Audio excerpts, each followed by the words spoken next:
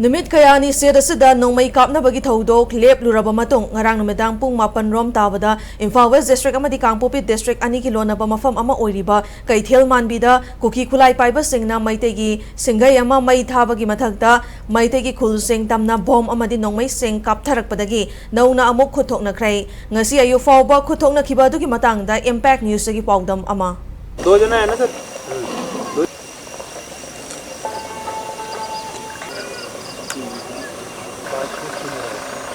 Hauji hangna leiba mafam asim Imphal West amadi Kangpopi District ani gi tainabada leiba khoi Kaithel Manbi haiba mafam aduni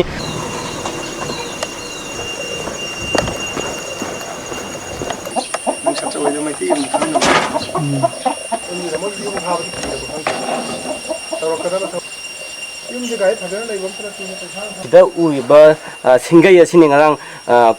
kuki khulai paiba singna mai thado miba adugumba singai aduni haiba singai si maitai singi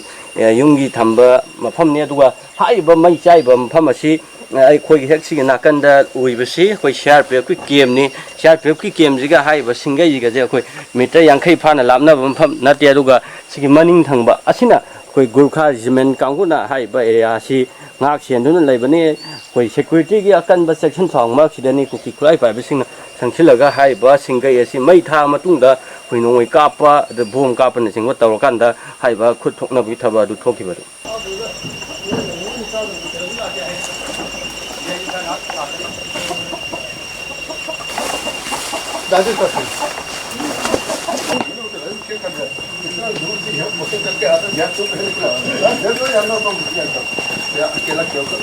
ahing pung ama henba phawba haiba khut thokna bagi thaba adu leptan sa thaki thawdo adugi makha tarak poina khoi ngasi nongal lamdai pung 5 rom tabada haiba khoi Kangpopi district rom thangba haibadi Kaithel Manbi dagi mathak da karaga leiba khoi maroina kuki phurupna na taba mafamda ngi area da ngasi nonga lamdai pung 5 rom taba matam dagi khoi akan mamongda khoi khulai paiba masen khut thokna bagi thawdok sing thokhi loinana madugi makha tarak pada haiba sinang kaithong hariba khul asida koi yum anirom su koi sakhang daba singna mai tharam bagi thodok sing thoki loinana pungkhaya e ama hena haiba koi singi mathak thangba saruk asida kan mamongda khut thoknaraba matungda haiba area asida hojik State Force CRPF go Assam Rifle Gurkha Regiment na hojik akan mamongda area sing asi ningthina control tawdun thamma matungda koi combing operation sing sathaduna haiba area asida koi pamdaba thodok sing thoktana bagi damakta akan ba thabak kya lokholi loinana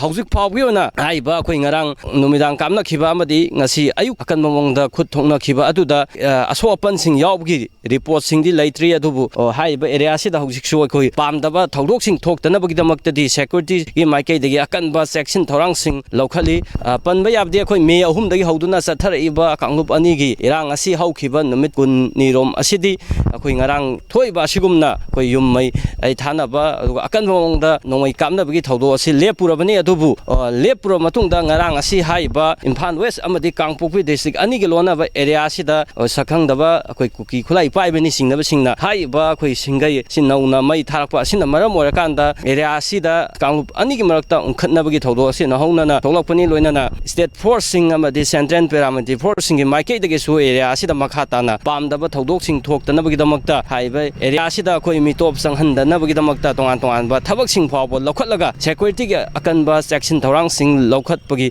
bamaduni aduna makhata aba tongan tongan ba area asigi update sing Impact News ki makhata ba news bulletin sing da pudon laksagi hojiki ondadi camera person el kabiga loina na mian da pawdam jari ba isa langmsu